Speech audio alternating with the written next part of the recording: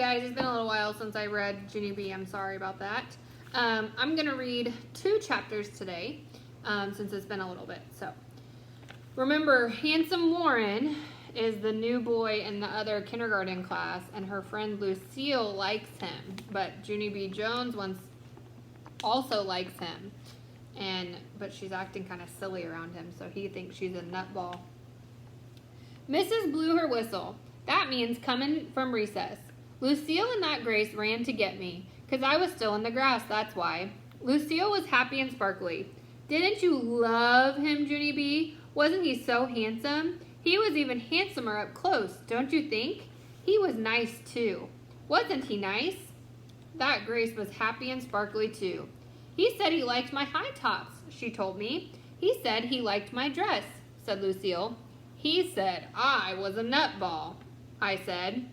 Lucille twirled all around. Not me, she said. He didn't say I was a nutball. That's because he loves me. That Grace jumped in the high in the air. Me too. He loves me too, she said real squealy. Just then, Lucille stopped twirling, and she crossed her arms. No, Grace, she said. He does not love you too. He only loves me, 'cause I saw him first, and you're not allowed to steal him away, remember? That Grace crossed her arms too. I'm not stealing him away, Lucille. He just automatically loves me all on his own. And there's nothing I can do about that, she said. I tugged on Lucille's dress. How come he said I was a nutball, do you think? Why did he have to say that mean thing?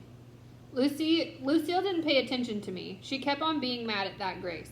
I knew it, she grouched. I knew this was going to happen, Grace. You're trying to steal my boyfriend. Junie B said you wouldn't, but you are. She looked down at me. Tell her, Junie B. Tell Grace she can't steal my boyfriend. I looked curious at her. I am not a nutball, am I? Am I a nutball? I am not a nutball. Just then, that Grace leaned close to Lucille's nose. I can love anybody I want to, Lucille, she hollered in her face. No, you cannot, Grace. Yes, I can too, Lucille. Uh-oh. They're not getting along, huh? How do you think Junie B feels being in the middle? I tapped on both their ankles. How many of you think I'm a nutball? Raise your hand, I said. Just then, Mrs. blew her whistle again, and so I stood up from the grass, and I walked to room 9, all by myself. 'Cause I couldn't stop thinking about being a nutball, that's why. I thought about it the whole rest of the day. I didn't even talk. Not at show and tell, not at snack time, not even when I got on the bus to go home. That Grace sat down next to me, and she was happy and sparkly again. I know he loves me better than Lucille, she said. I'm positive he does. And he hasn't even seen how fast I can run yet. She poked me with her finger. Who do you think he liked better, me or Lucille? And tell the truth, she said. I still didn't talk. That Grace jiggled me.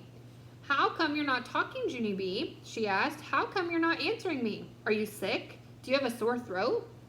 Just then, her eyes opened real wide, and her whole mouth came open. Oh, I know why you're not talking. It's because you're upset, right? You're upset that you're a nutball. I spinned around at her very quick. I am not a nutball, Grace. I am just a regular, normal girl. And I don't even know why that boy had to call me that. I do, said that Grace. I know why he called you that. It's because you couldn't stop laughing, and you fell in the grass, and you rolled around down there. I stared at her. Yeah, so? I said. So that's how nutballs act, said that Grace, and I should know, because I have a nutball in my own family. I raised my eyebrows. You do, I said. Yes, she said. My 2-year-old brother Jeffy is a nutball. Every time we go to the mall, we have to put him on a leash, or else he tackles people, and then he hides in the clothes, and security has to come. She looked at me very suspicious. Did you ever do that, Junie B. Jones? Did you ever tackle people and hide in the clothes, and security had to come? I quick looked away from her, because that is my own personal beeswax. Jeffy's not allowed to eat sugar cereal anymore either, said that Grace. My mom thinks the sugar gets him all jazzed up. And she raised one eyebrow, very curious. Do you eat sugar cereal for breakfast, Junie B? Do you? I looked away again, because guess what? More of my own personal beeswax. That's what. It was the next morning, and I gave Tickle my sugar cereal. I gave him my Sweetie Puffs and my Crackleberries and my Happy Smacky Flakes. He loved eating that stuff so much. Then he ran into the living room, and he threw up on the rug. Mom screamed really loud. That's how come I hid under the sink. But she and Daddy found me. They did not handle themselves that professional.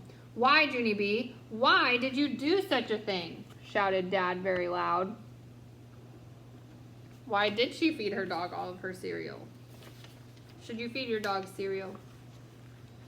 Do we have to watch you every minute? Shouted Mom. Just then my grandma, Helen, came walking in the front door. Grandma Miller, I love you, I shouted. Then I ran to her speedy fast, and I hid in her coat till Mom and Dad left for work. After that, my grandma let me pick new cereal to eat, and I picked a grown-up kind. It was the kind with fibers in it. This kind is good for me, right, Grandma? This kind won't even jazz me up. Then I put that delicious stuff in my mouth, and I chewed and chewed. Only, it didn't really grind up that good. I chewed on it the whole entire morning. I was still chewing when that Grace got on my school bus.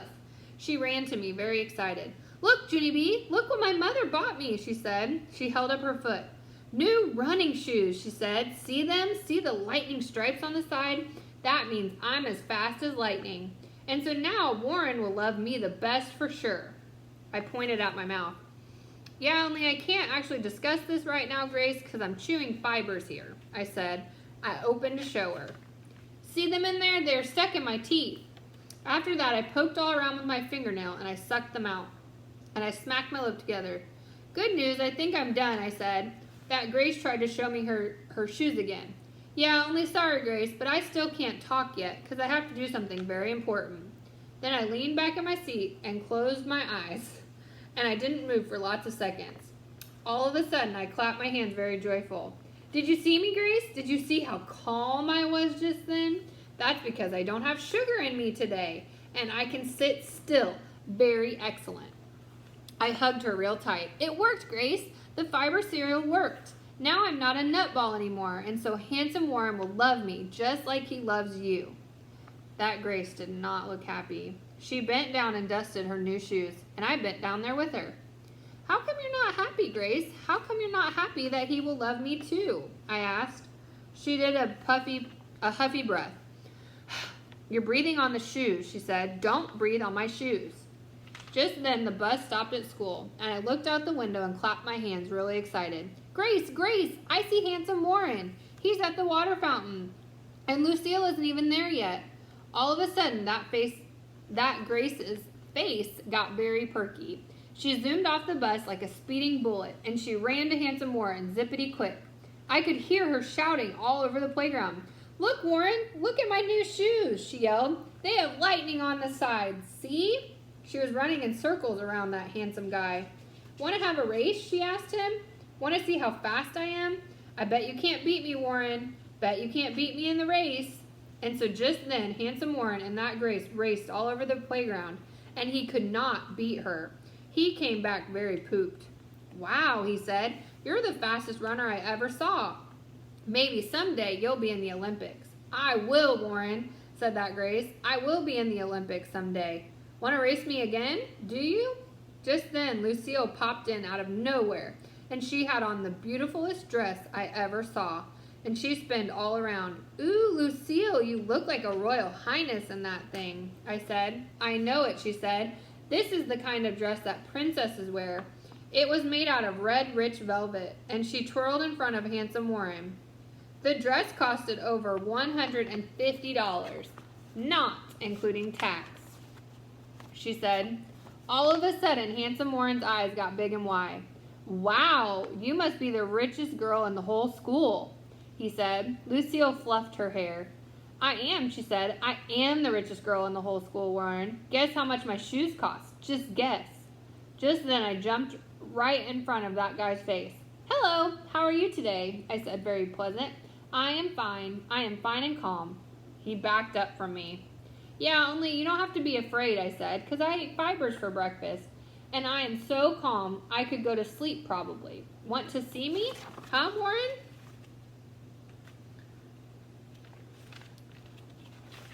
I plopped down in the grass. Look, Warren, see me down here? I am not even laughing and rolling. I am just being calm, and that's it. I put my head on the ground. Watch me go to sleep, Warren. Watch me. Watch me. I closed my eyes and opened them again. What's he doing?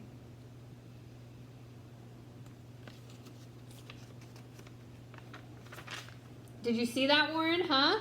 Did you see me go to sleep? See, I told you I was calm, didn't I? Handsome Warren looked and looked at me. Then he did the cuckoo sign, and he walked away to the swings, and Lucille and Grace walked with him. So he's doing the cuckoo sign at her. That's not very nice, huh? All right, guys. That's our 2 chapters of Junie B. We'll read some more tomorrow. Bye.